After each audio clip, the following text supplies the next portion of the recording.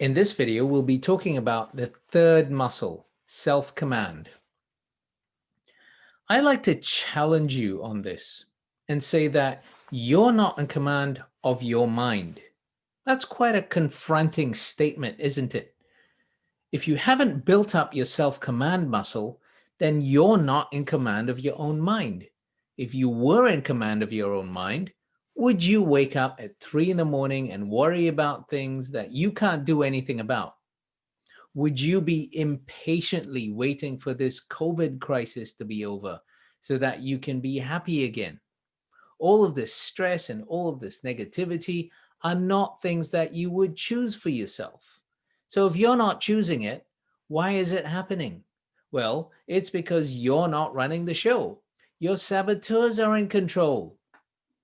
So what I'd like to do is help you build up your self-command muscle so that you are in charge of the show and get rid of that mess in your brain. So I want you to learn the lessons of self-command.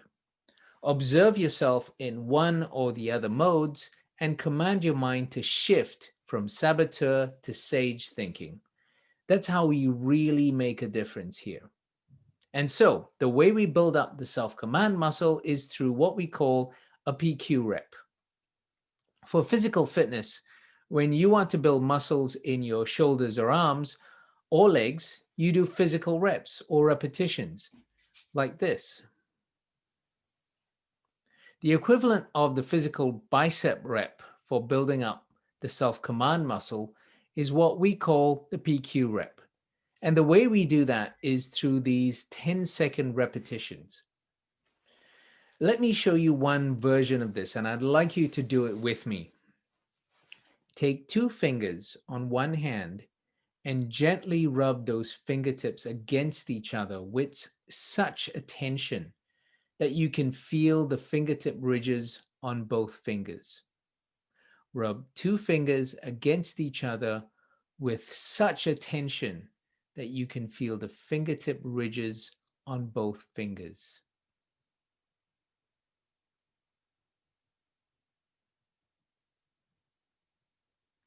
So that was about 10 seconds. Now, here's the neuroscience behind this. If you had your head in an fMRI machine, here's what you would have noticed.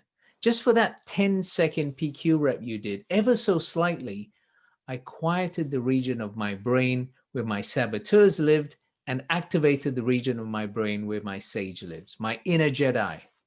So that was just 10 seconds, just one rep. So that's not going to change everything.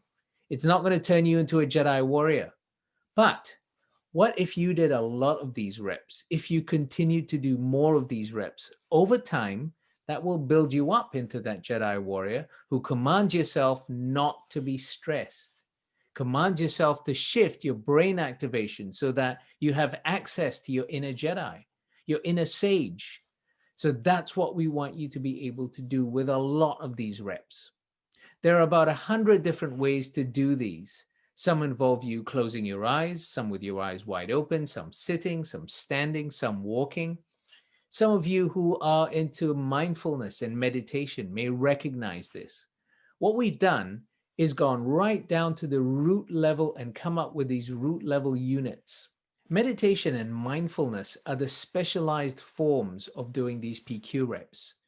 The beauty of these 10-second PQ reps is that you don't need to be a lifelong meditator to do them with your eyes open. Actually be able to do these in the middle of a meeting or challenging situation anytime you're under stress.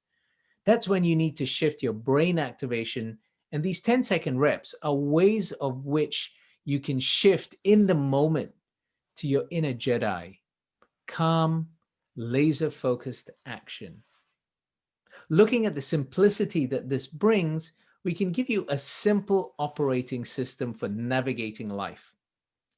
If you're feeling negative emotion for more than a second, stop. Just stop. It doesn't matter who's doing what to you. It doesn't matter what just happened in the world. If you're feeling negative emotions for more than a second and reacting to it, stop. You're in saboteur mode. It's not helping you. Then what we want you to do is some PQ reps to quiet your saboteur brain and activate your sage brain to command your mind to shift from saboteur to sage. Then, what we want you to do is assume the sage perspective. Every problem can be converted into a gift and opportunity. That's the sage perspective with everything. And so, how do I generate the gift and opportunity? What is the gift and opportunity? Because you're staying in a positive region of your brain, you can generate the gift by using the sage powers: empathy, curiosity, creativity, and calm, clear-headed action. That's how simple it is. The question that comes up is it really possible to shift from saboteur to sage response, even in tough challenges? The answer is yes, but the speed and depth of the shift depends on the strength of the mental muscle. Lasting positive change requires 20% insight and 80% mental muscle building. I hope this pie chart begins to explain why so often when you attend a workshop or training, and at the end of it, there's this big aha moment, and you've learned something new and profound and feel empowered and fearless. And then 3 months later, you go right back to the same behavior. Why? Because that workshop gave you insight, but it didn't necessarily help you build that muscle. Even with this video, and hopefully it's starting to awaken something inside you. You're learning something new. The value that you're currently getting is 20% because I'm helping you have insight. But if you don't build a muscle, you won't really set the remaining 80% of the value. So success is tracking the shift to becoming highly mentally fit. Building up these three muscles requires intense initial practice.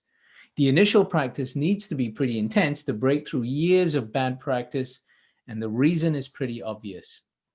What the research says is that you have to do a minimum of 15 minutes practice each day for 6 to 8 weeks.